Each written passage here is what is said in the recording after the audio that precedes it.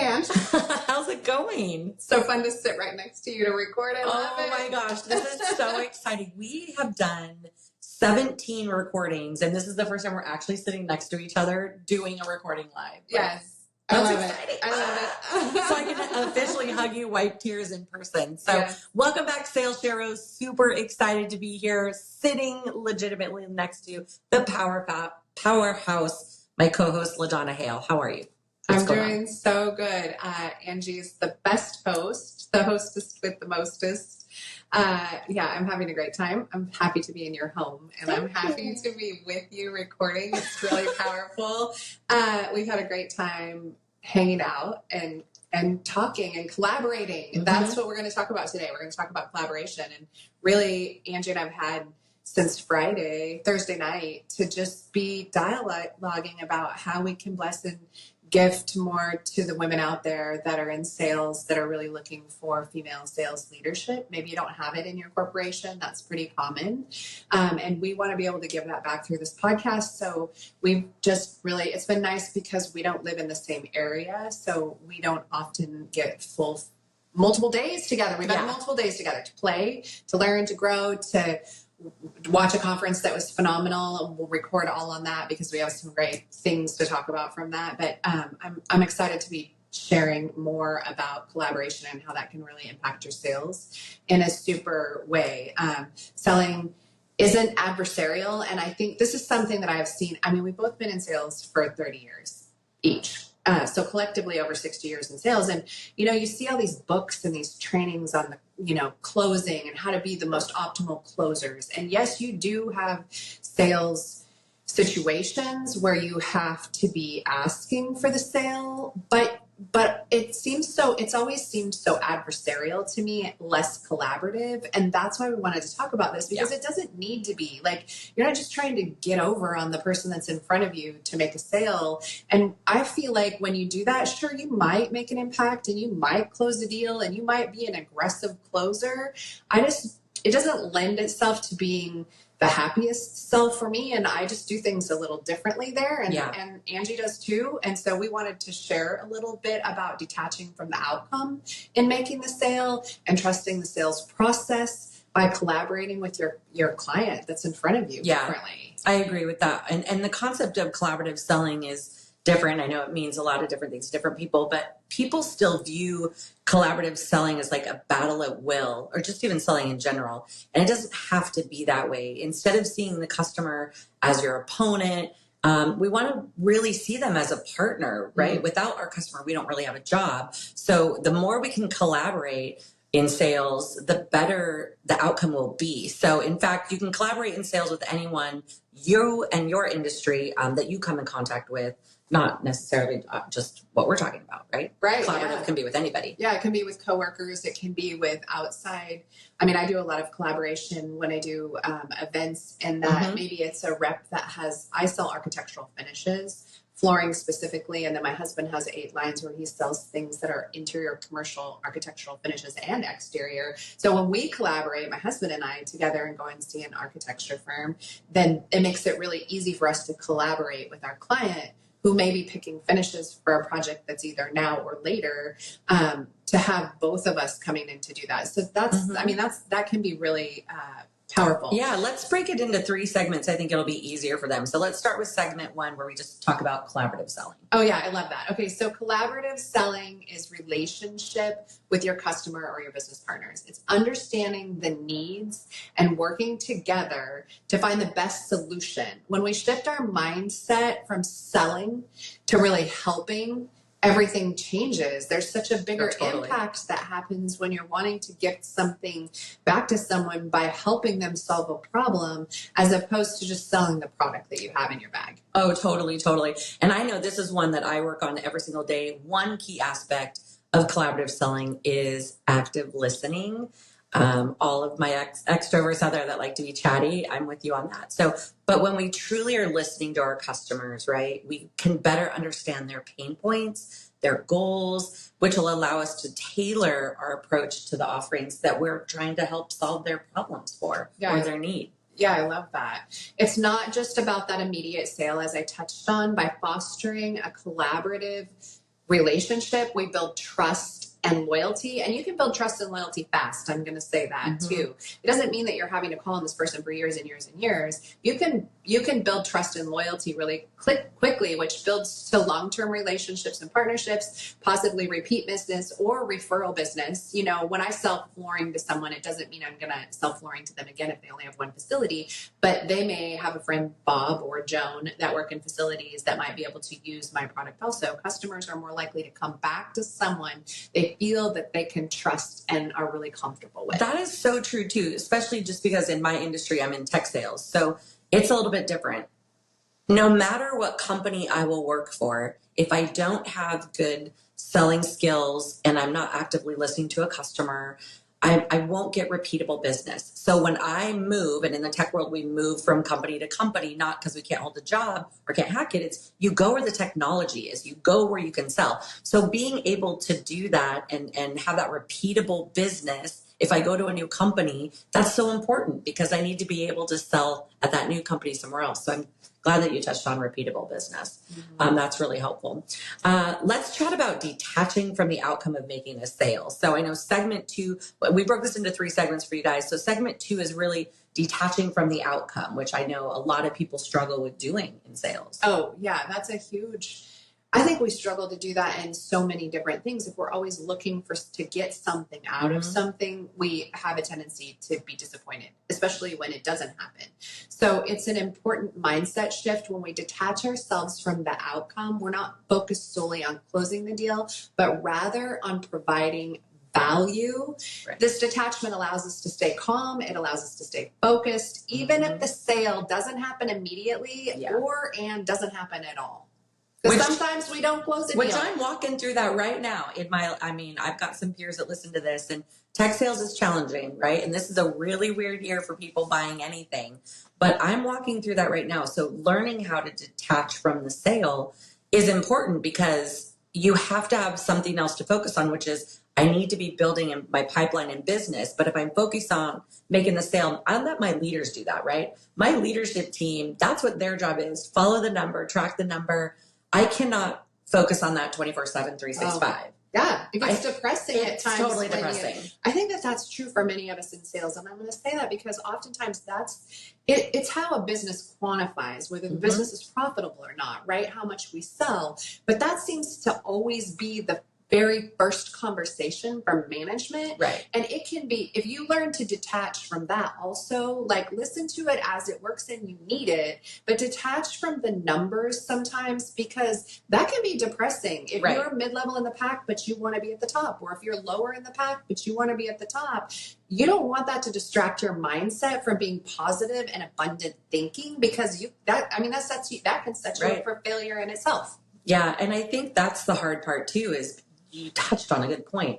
We all are tracked by numbers. We talk about numbers all the time in sales, right? It is how we quantify our business, and being able to have that in the peripheral, but your day-to-day focus, you will be depressed and have anxiety if you're focusing on the lack of sale. I'm walking through a season of hardship of sale right in this very moment in my career, not because I'm not good at my job, not because I don't have connections, but it's a challenging time to sell. And so, but if I got to stay positive and power through that. So I'm glad that you touched on that.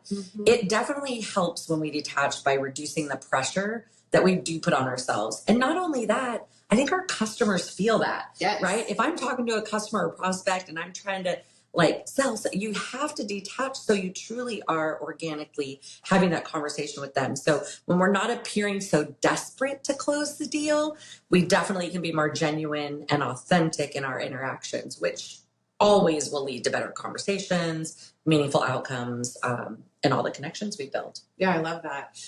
Think about it this way. When you're not tied to the outcome, you can better navigate objections and rejections. Instead of seeing them as personal failures, you view them as opportunities to learn and improve. Each interaction becomes a stepping stone toward growth. Yeah. Because we have ups and downs in sales. I mean, both Angie and I, we said this at the beginning, we have 30 years each in sales experience. We have to constantly be working on our mindset because if we do have a low season, a slow season, maybe we lose a client to someone else because it does happen and it may be completely out of our control.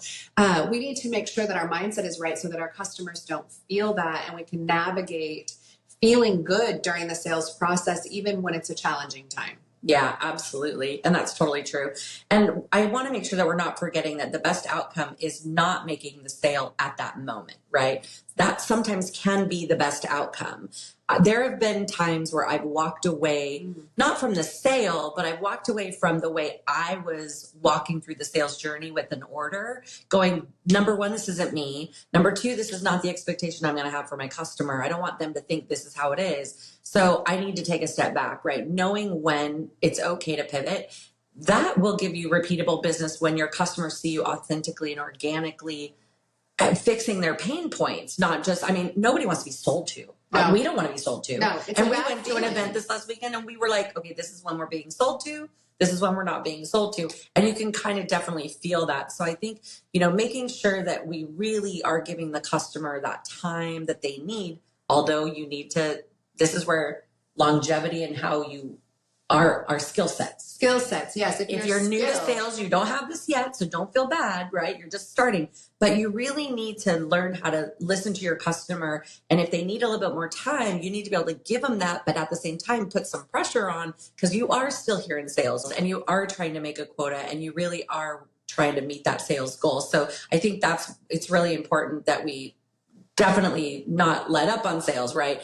That said, so perhaps the customer might not be right for the solution. So just because you're selling a product and something, if you don't understand your customer, you don't know, because you don't want the customer to buy something and then hate it. How many times have you bought something and hated it and been like, why didn't they just tell me? Right. Right. Because you kind of got pressured into it. Yeah, you absolutely. Felt like you needed to support that person, but maybe it wasn't the right fit for what you had going on. And that's where respecting the customer's decisions in that moment will leave the door open for future opportunities for you. Yeah. It's not always a door shut. No, I agree with that so much. It's about playing the long game. Now, to help our listeners to put this into practice, we're going to share some tips on how to embrace collaborative selling and detach from the outcome. I'm going to say this, though, before we jump into segment 3, which is practical tips. We were just at this conference that I had referenced briefly, Aspire, and we were really blessed to be able to listen to Gary Vaynerchuk and Gary V. If you don't follow him, he's a great one to follow if you're in sales. And he talked about training your intuition. And Angie and I also did a mastermind in Greece a few years ago. And Donnell Delgado is a coach that we had worked with in the past. She's wonderful. She still coaches. And she talks a lot about training your intuition, and there's so much research and information out there about that. So this is, in speaking to what Angie had said, especially if you're new to sales, if you work on training your intuition, then you can get really good at leading those sales processes, if not to a sale, to getting the information from the person to find out where there might be a hole that you can fill with a product that you sell or a service that you provide. So I'm just going to put a side note in, train your intuition, spend time on that as a sales rep. That's one of the biggest blessings and gifts you can give yourself as a salesperson, is to get really good at empathy and listening and sharing your story with empathy and listening, but really training your intuition so you can get a feel for what your client needs. Right. Quickly, because the faster you can feel it and ask the questions that you want to uncover, the quicker you can move a process through to finding out if there's a need or not a need. Because and you're kind of letting life sort themselves, right? Letting people sort themselves in and out of your life. Not everyone that you need to call on. I have an account list. Some people might just have a region, or you might just have specific people you go to, but not everyone is going to need your stuff at this time, but you still need info from them. You still need content. So your intuition is key, finding out what is the outcome. Obviously the sale is the goal, but if I don't make the sale, what do I still need to know from them? Their buying season, their fiscal years, their budget timing, who's the person that would say yes to the sale? Yes. What are they, if it's a product that you're selling that's tangible, they put on you, are they allergic to certain things? Like, these are things in conversation that you can glean with your intuition. And by asking good questions about that. It's not offensive. I'll say this, it's not offensive to ask like a facilities manager or a purchaser what their fiscal year is. When are you purchasing? When do these decisions have to be made? I think we as sales people kind of feel funny about asking people about their money and their spend, but I mean, you need to know when they need to have their spend done for the year, or when they're making those big purchases. And the processes, how they have to go through. It's funny. And I know we're kind of getting a little off of it, but of this particular one, but to your point, asking the good questions. Someone taught me a long time ago, walk yourself back. If your goal is to get a purchase order, walk your every single step. Ask your customer, okay, if you gave me a purchase order today, walk me through what that looks like. Now you handed me a purchase order. Let's go backward. Who did you have to get buy-in from? Who had to sign off of it? How many signatures needed it before it walked that purchase order? All the way back to me talking to you today about here's what I even sell. So if in your mind you're walking back that piece of paper of a purchase order or an invoice or whatever, however you collect your money, you're learning that company or that customer's every single step, because when you see that, you can see their pain point. Their pain point might be, I need 10 signatures, or I need an architect, I need a city to approve something. Now you have your timing. Now you know that maybe you don't have the right contact. Maybe you should be talking to someone else in the organization. Yeah, maybe you're not on the contract that they purchased. Yes. And you need to go through the channels of trying to get on that contract. Yep, absolutely. I think that's awesome. I think that's great that we put that out. So practical tips. Yeah, so practical tips. I think for me, it always first and foremost has been building relationships up. I think the more relationships that you have in sales, the better. So really spend time getting to know your customers and their unique needs. And keep in mind that they will change. So staying in contact with them will always be helpful. And to your point earlier, making sure to ask open-ended questions and actively respond to those is helpful. Yeah. Second, we want you to practice empathy, which we touched on a minute ago. Put yourself in your customer's shoes, understand their challenges, and show that you genuinely care about finding the right solution for them. And I want to preface that, I want to say this about that. You have to genuinely care for someone to feel like you're authentically genuinely caring. And so I see that a lot with salespeople. We get scripted. We don't connect really They act well. like they care. They act like, if you're like, hey, how are you? And then you go to say how you are, and then they're not listening. Blah, blah, blah. Yeah, they don't listen. I mean, so this should be this is something that if you apply to all of your interactions in life will just improve your life. But definitely, be authentic and genuine in your care. If you're not passionate about what you do, figure out how to get passionate about serving your clients. Because if you're not, maybe it's the wrong role for you, honestly. Right. Like you have to care about other people and be empathetic about their needs in order for them to genuinely feel like you're trying to serve them with something that's beneficial for them. That's so powerful. That's really, really good. Yeah. I mean, if not, that's when we feel sold to. I can tell when someone doesn't genuinely care about my interests. I mean, you can apply this to every sale. You could apply it to going to a car lot. Like life, really. Yeah, life. Like, yes, everything. So, so that's really important. A good one. Yeah. And that goes into the next tip, right? Is you have to be patient. Good things do take time. If you are any sourdough bread start people, you will feel me. I don't do that. I commend those that do. But you can't rush the process, right? You really need to allow your customers to make the decisions at their own pace, with the caveat that you can push the pace a little bit. You can test the boundaries a little bit, because sometimes the customer doesn't know, right? They don't know what they don't know. They don't know that my sales cycle might be 3 months long. So I know I have a 3-month window to kind of get this guy and gal everything they need. He might have a 6-month buying window. Well, then the product I have won't work for this quarter. I need to now move it into next, right? So really being able to listen to them and then letting them move at their own pace is helpful, because that's also building trust and credibility. Not pushing him in my timeline of 3 months, but saying, all right, he's got that 6 month. I'm going to just give him that time, make sure I'm getting all my ducks in a row. I'm going to now tell my boss I'm moving this order out to this next quarter, right? And and then taking the pressure off myself and the customer, right? Yes, it does. To build that trust and credibility. Yeah, for sure. Fourth, keep learning. Every interaction, whether successful or not, is a learning opportunity. Reflect on what went well and what could be improved. This continuous improvement mindset will make you a better salesperson over time. Oh, yeah. And we are constantly, I'm dyslexic, so I have a hard time reading. So I do a lot of podcasts. I go to events.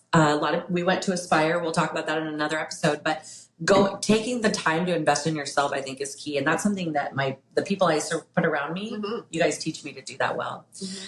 Lastly is the most important, I think, also is you have to stay positive. We are living in such a strange time in society where everything's coming at us, good and bad, right? Positive and negative. But rejections are part of the game in sales.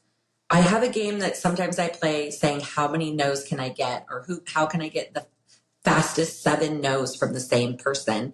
Because you have to be prepared to receive that rejection, and you can't take that personally, right? That's the most important thing. Stay focused on your long-term goals. Remember that every no brings you closer to a yes. And I can truly say, when I play the 7 no's game, I tell customers, okay, Bob, you're my 4th no. This is again, but I'm going to come back and talk to you again. Then I come back, okay, you're my 6th no. I only get 7. Then I won't bug you. And I think you just have to be able to prepare yourself for the no. And this was important in sales. I think this is how doing it for so long has helped me in my personal life too, when people not necessarily reject me, but when I hear a no from family members or things I want to buy or anything in the world outside of my career, hearing a no wasn't so damaging. It wasn't so painful. Yes, so true. You know what I mean? Where you were strong enough to be like, okay, well, let me look into why it's a no. Yeah, right. When we release the expectation on anything, we are just not disappointed in life. If you don't expect something to happen, but that doesn't mean that you're not future forecasting with positive outcomes in your mindset. And like, you can do vision boards and do those things. It just means that you're not, if it doesn't happen, you don't get disappointed. You just don't expect, but you can want that. I mean, that's when you can balance that together, there's a lot of magic that happens in those moments. If that's a wrap really for today for what we wanted to cover, we hope you found these insights helpful and that you'll start seeing your sales process as a collaborative journey rather than a win-lose game.